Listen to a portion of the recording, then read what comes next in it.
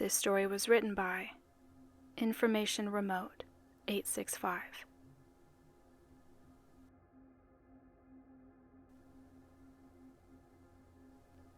I used to think Mammoth Cave was just another adventure, a tick off our list. It was supposed to be fun, a weekend to explore the shadows with my best friends, to test our nerves in the endless dark. But somewhere down there, under miles of stone, something went wrong. Now, one of us is missing, and I swear, I can still hear him calling. We'd been going for hours, our voices echoing through the tunnels, each one mocking the confidence we had when we started. There was me, Sam, and my friends, Luke, Jared, and Ben. Ben was always the daring one, the first one to wander ahead, the one who'd get us into trouble just to laugh it off. But when he didn't come back, no one was laughing. It's strange. We retraced our steps, searched every crevice, calling his name until our voices scraped raw. Nothing. Just an endless silence, heavy and swallowing. And then, the faintest echo, like Ben's voice, drifting from somewhere deep in the shadows. Luke was the first to hear him calling. He stopped dead, his hand shooting up as we walked, telling us to listen. We froze, straining against the thick silence. "Did you hear that?" he whispered, his voice barely louder than a breath. None of us had, but as we stood there, letting the silence settle around us, we heard it. A faint, distant call, almost swallowed by the stone around us. It was Ben's voice, unmistakably. He was calling out, the sound barely reaching us, but bouncing off the cave walls in strange, warped echoes. The direction was wrong, though. The call wasn't coming from where we'd last seen him. It was coming from one of the tunnels we hadn't even traveled down. But maybe somehow the paths were connected. It wasn't impossible for cave tunnels to intersect. We were probably about 2 miles down at this point, so deep that the silence felt alive, closing in around us. The chill in the air seeped into our bones, and every breath echoed back like a reminder of how far we'd come. The walls felt tighter here, the space around us shrinking with each step. Our lights cast shaky beams on the rough stone, cutting through just enough darkness to keep us moving. We'd packed extra batteries, sure, but even with the supplies, an uneasy feeling twisted in my gut. But still, leaving wasn't an option. Ben was down there somewhere, and we couldn't just abandon him in the dark. We walked down a few hundred feet, calling out Ben's name into the dark, then waiting in silence, hoping for any kind of response. The cave swallowed our voices, leaving only the faint drip of water somewhere far off. Then, after what felt like ages, we heard him. It came from behind us. "What the fuck?" Luke whispered, his voice tight and shaky, eyes darting back towards the path we just covered. Jared, louder than any of us, shouted back, "All right, Ben, you can stop messing with us now, man. This isn't funny, bro." I wanted to believe it, that Ben was just messing with us, hiding in some shadowed nook and waiting to jump out. But as I stared into the empty tunnel behind us, a chill crept over me. I couldn't shake the feeling that somehow, It wasn't really Ben. We backtracked, our light slicing through the shadows as we searched every inch of the area. We moved slowly, scouring every nook, every crack in the walls, but there wasn't a single trace of Ben. Not a footprint, not even a scuff mark. He was just gone. Eventually, we returned to the central cavern, slumping down on the cold stone to catch our breath and regroup. I told the others what had been gnawing at me, the dread curling around my thoughts, but Luke was quick to brush it off. "Oh, come on, man. You know Ben's just fucking with us," he said, his tone forced, like he was trying to convince himself as much as me. "Well, how did he end up back here then, when he was down there before? I'm telling you guys, something isn't right." Before anyone could answer, Ben's voice echoed again, faint but unmistakable. This time, it came from the tunnel we'd seen him go down first. "Come on, guys. This way." His voice drifted down the rocky corridors, a lazy drawl that somehow felt wrong. Jared sprang to his feet, shouting down the tunnel. "Screw you, Ben. When I see you, I'm gonna beat the shit out of you." Then, we heard it. A low, chuckling laugh. The sound echoing, but from a completely different tunnel. Luke and Jared exchanged glances, the bravado draining from their faces. It was like the air had thickened, and now they felt it too. Something was off. A chill crept over all of us, settling in our bones as Ben's laughter faded into the shadows.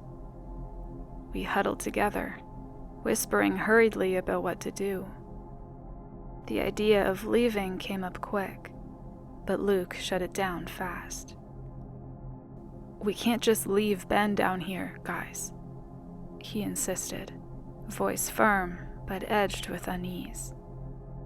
Jared shook his head, glancing toward the distant exit. "I'm going. I'll call the cops and tell them our friend's missing. I'll come back with a search party." It wasn't a bad idea, honestly. Part of me felt relief at the thought of professionals with equipment and experience. But Luke wouldn't budge. His jaw set, determination in his eyes. He wanted to keep looking, convinced that Ben was close, just around the next corner. Jared didn't wait for more argument.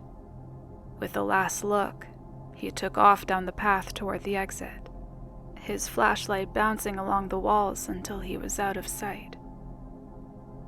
Luke and I stood there in silence, the weight of the decision hanging heavy between us. Eventually, we decided to search a little longer. Just a little longer, we told ourselves. After Jared disappeared from sight, Luke and I ventured down the same tunnel Ben had vanished into. We called out, voices barely steady, and after a moment, Ben's voice drifted back, faint and distorted, like it was caught in a slow echo. The sound seeped out of the dark, narrow crevice ahead, just wide enough for us to squeeze through. We moved cautiously, each step slower than the last, feeling a prickling sensation on our necks, like unseen eyes were watching us from the shadows. The path bent sharply to the right, creating the illusion that it might loop back toward one of the other tunnels.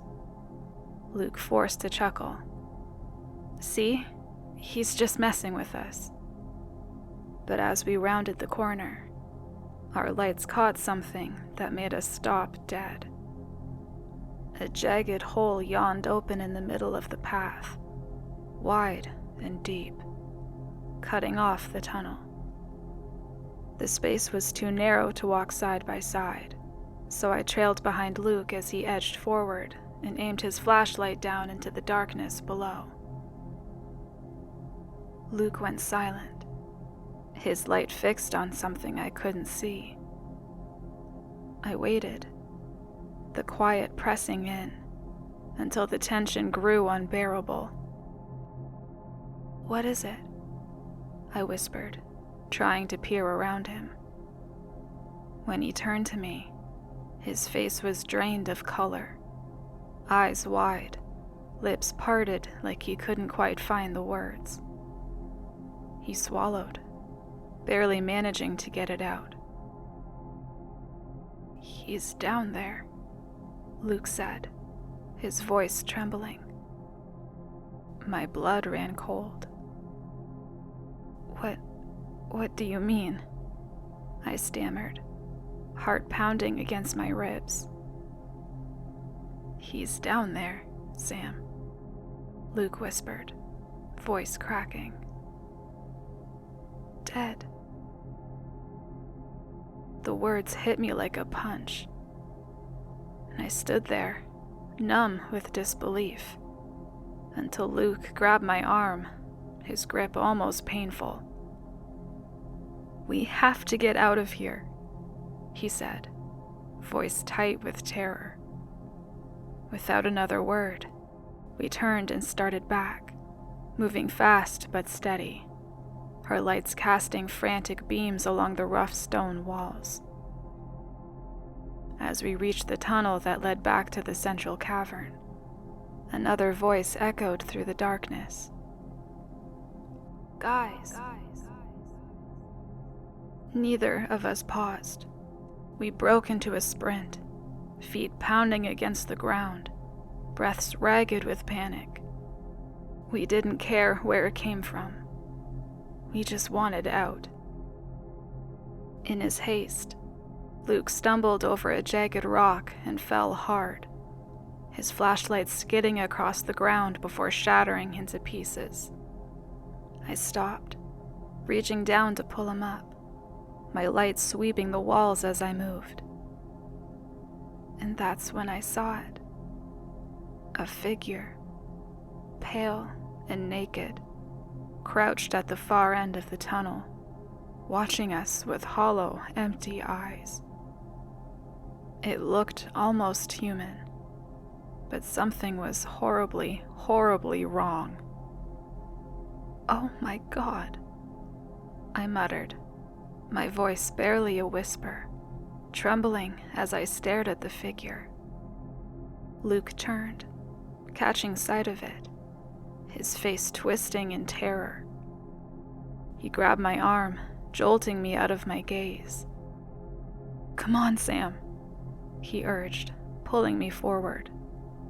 We didn't look back, rushing through the darkness, desperate to put as much distance as possible between us and whatever that thing was. Every shadow felt like it was closing in on us, every echo stretching our nerves tighter. As we reached the main tunnel that led out of the cave, we saw a figure lying on the ground ahead. Jared. He was sprawled face down, motionless, his flashlight lying a few feet away, casting an eerie glow on the stone. "Oh God," I breathed, heart racing as we knelt beside him. He must have tripped, maybe knocked himself out in his rush to get out. But when we turned him over, the breath left my lungs. His face was unrecognizable, crushed and bloody, as if something had beaten him down over and over. The horror of it froze us in place, and I could barely think, only feel the cold grip of fear sinking deeper into my bones. That's when we heard it, a voice drifting from the shadows. But this time, it wasn't Ben's. It was Jared's. Come on, guys. This way. The voice called, soft and taunting. I swung my flashlight toward the sound, heart hammering, and there it was, standing just beyond the light's reach. Pale, humanoid, but wrong in every way. Its skin was chalky, almost luminescent under the beam, and its eyes, solid black, empty and endless. The thing stared at us for a moment, then turned, its movements jerky and unnatural, and ran down the tunnel, laughing in Jared's voice, a sick, twisted echo of the friend we'd known. "What the hell?" Luke whispered, a voice barely audible over my own pounding heart. He grabbed my arm, his grip trembling. "We have to get out of here, man." I didn't need any convincing. We bolted, feet slamming against the stone, the darkness stretching ahead of us like a maw, ready to swallow us whole. As we ran, the creature's footsteps echoed close behind, its pace relentless. My heart pounded, my breaths coming in ragged gasps as we pushed forward. Suddenly, Luke stumbled and fell, hitting the ground hard. I skidded to a stop, spinning around, and that's when I saw it. The creature had caught up to him, gripping his leg, and started to drag him back into the shadows. Luke clawed at the ground, his face contorted in terror. Without thinking, I shone my flashlight directly on it, and as the beam hit, the creature shrank back, raising its long, bony arms to shield its huge black eyes. It couldn't stand the light. That much was clear. I stepped toward Luke, light fixed on the creature as it hissed and retreated, slipping back into the pitch-black depths of the cave. We backed away slowly, both of us trembling, the silence around us settling like a heavy weight. We kept moving, trying to keep our steps steady, though every nerve in our bodies screamed to run. Luke fumbled in his bag, pulling out his spare flashlight, and now, with both beams cutting through the shadows, we scanned every crevice, every dark corner around us. The creature was silent now, but its presence clung to us, a feeling so thick it was hard to breathe. We both knew it was still near, lurking just out of sight, watching and waiting. Minutes stretched on, each one more suffocating than the last. But then, just as panic threatened to take over, we saw it. The cave entrance, a sliver of remaining daylight spilling in, piercing through the darkness like a lifeline. It was so close, a beacon of hope after the nightmare that had nearly swallowed us whole. We made it, or at least, we thought we did. Step by step, we edged closer to the exit, the sunlight drawing us in, so close I could almost feel its warmth. But just as we reached the final stretch, the creature dropped down from above, a blur of pale skin and black eyes, crashing into Luke and sending him sprawling to the ground. I whipped around, frantically aiming my light, but it was too late. In an instant, the creature pinned him down, smashing his head against the stone with brutal force. Paralyzed for a split second, my mind screamed at me to act, to do something. But instinct took over. I turned and ran, abandoning Luke's final muffled cries, leaving my friend behind. Tears streamed down my face, blurring my vision as I pushed myself forward, barely seeing the light ahead.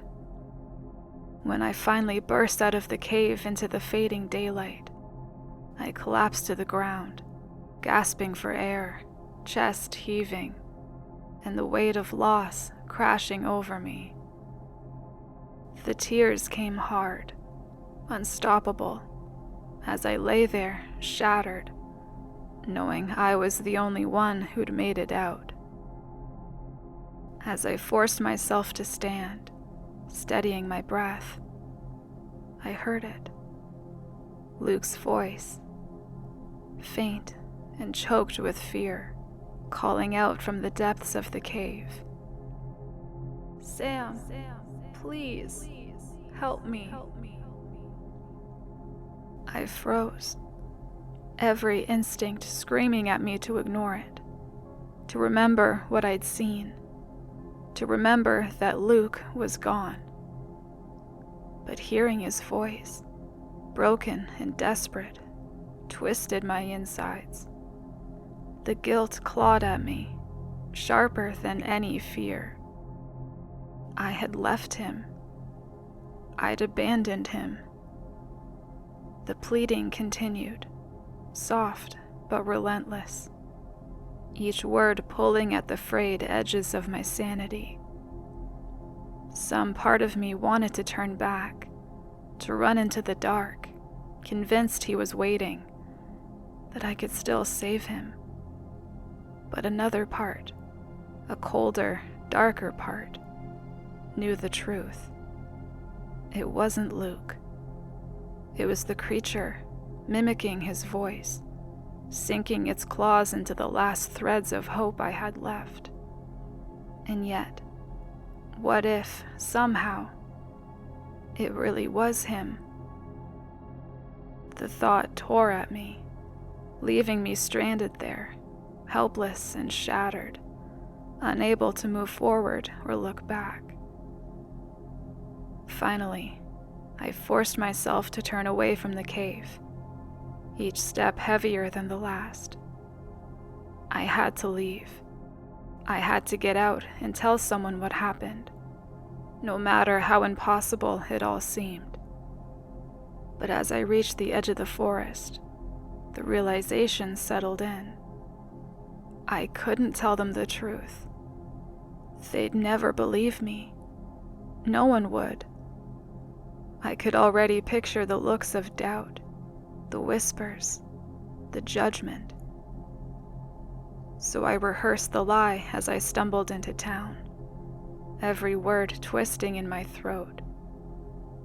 I told them we were stalked by someone in the cave, that he'd ambushed us, attacked Jared and Luke.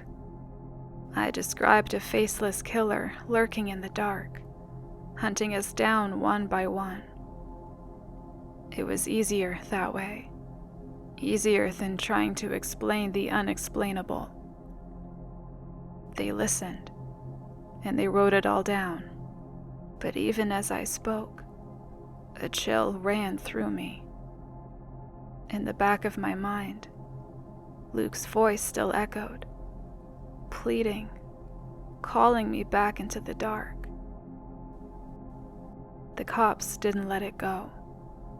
They pressed me for hours, asking the same questions over and over, watching my every reaction.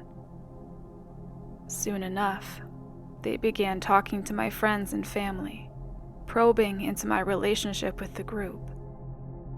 I could see it in their eyes. They suspected me. I was the last one out, the only one who'd made it back, and my story didn't add up. They searched the cave for days, combing through every passage, every cavern. Eventually, they found Ben's body, crumpled at the bottom of that pit, limbs twisted at unnatural angles. But Luke and Jared, they were gone. Their remains were never recovered. And now, when I close my eyes, I still see the darkness of that cave, hear the echo of their voices, distant and pleading. No one believes me, and maybe, after all this, I'm not sure I even believe myself. The only thing I know for certain is that I'll never set foot in another cave for as long as I live. The thought alone makes my skin crawl, my heart race. The darkness isn't just unsettling to me now. It's a living, breathing terror, wrapping itself around every corner, every shadow. I'm afraid of the dark in ways I never imagined. Paranoia gnawing at me every time I turn off a light. Even here, in my own home, I can feel it. The creature's gaze, lurking just beyond the glow of my lamp, hidden in the pockets of darkness, patient and unyielding. It's waiting for me. I can feel it, lurking, watching, waiting for that one moment when I'm left alone in the dark. And I know, deep down, that it won't stop until it pulls me back into the shadows, just like it did with them.